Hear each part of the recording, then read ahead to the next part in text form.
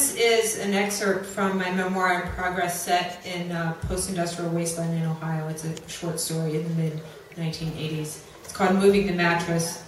I fantasize about Jerry while stocking the shelves of the freezers at Dixon's Market. The winter thaws into spring, and with gloved hands, I scrape off the ice that has clung for several months to the thick freezer door. It was an endless winter. Now I dream of melting down with her, opening her beautiful lips with my warm tongue. The shipment of frozen pizzas arrives late that Wednesday. I finally get up my nerve. I need to speak to the frozen food department manager to sign off on this delivery. The shiny-nosed and burly pizza guy barks promptly after I introduce myself as the frozen foods and ice cream manager, the grand title I was given when hired at Dixon's Market. An achingly mundane job, for sure, but at least it is a job to hold me until I somehow get out of this town and back to college. You're looking at her, I snap back. I am the frozen food and ice cream manager. He scoffs and shoves the inventory list into my hand. A woman can't be the manager. I scowl. I can't believe he says this, but then, yes, I can.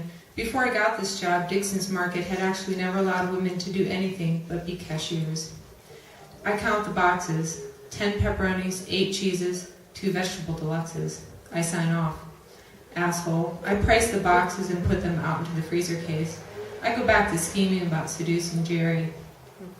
She's worked as a cashier at the store for 6 years. Small, butch by most any account, and trimly handsome, with short, neat, dark brown hair that curls slightly in the back. Deep velvet brown eyes that also are kind. Is on a bowling league and plays softball. Not my usual attraction. Most of the time, I like non-sports playing, thinking girls who you might not think were gay.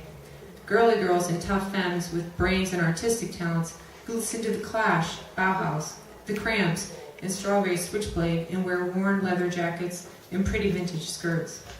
But also Jerry's married to a man. That last part I can never figure out. So today I take off my freezer gloves and go up to her aisle and help to bag groceries for her, even though that isn't my job. Jerry touches my hand as I reach for a paper bag. Don't overfill it, kid. That's the first mistake bag boys and girls make. She grins and winks at me, pausing for a moment before turning back to finish her transaction with Arnie, a regular customer of Dixon's. I'm practically panting like a happy dog, the natural way that dogs look like they're smiling, standing up there bagging groceries at the end of the black conveyor belt. So where do you live, Tristan? Leaf said you don't live with your parents in Maslin. Yeah, I live in Canton, in an apartment down on 6th Street. Actually, I just moved in and now I have to get my mattress from my parents.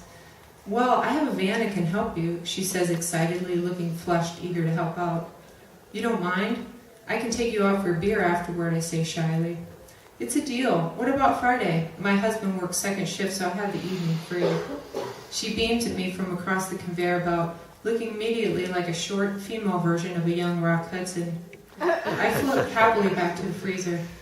How can she not know I'm queer? I ponder as I unpack boxes of snow-blow frozen peas. I dress exclusively in men's clothing, for one thing. I unload the delivery trucks every week when they come in at 6 a.m. on Wednesdays. I catch boxes full of cans and heavy glass bottles. Not like a straight woman wouldn't do that, but I'm like one of the guys here doing that. No other women unload the truck with all the rest of the guys. And both my brothers work here. My younger brother Leaf is gay too, and I'm sure Jerry knows. They drive around drinking beer together all the time. My friends who stop in are outsiders like me. Toy Boy prances in with his glossy makeup, freshly applied and long hair swinging loosely and framing his cheeks. His haircut makes him look like he's one of the Thompson twins. Pretty boy Carrie sometimes dances down the frozen food aisle. He's slender and elegant, a ballet dancer who also teaches kids to dance. And how beautiful Amy, last week she came in and kissed me in front of the ice cream sandwiches. Yeah, people who work here must know I'm queer. That's reassuring. It won't be a big deal when I come out to Jerry's for driving the mattress to my apartment. I have to find out if she's gay too. Friday arrives. I meet her in Dixon's parking lot after her shift. How wonderful to sit in the front seat of her red, sprawling, sporty van. And oh, she looks good shifting the gears. Jerry drives us over from Canton to Maslin, the town next to Canton that I grew up in. A crazy town full of football worshippers. I always felt like an atheist at a church picnic. We pass the orange and black sign that reads, "Welcome to Maslin, Ohio, home of the Tigers." I can almost hear the tiger on the sign growling,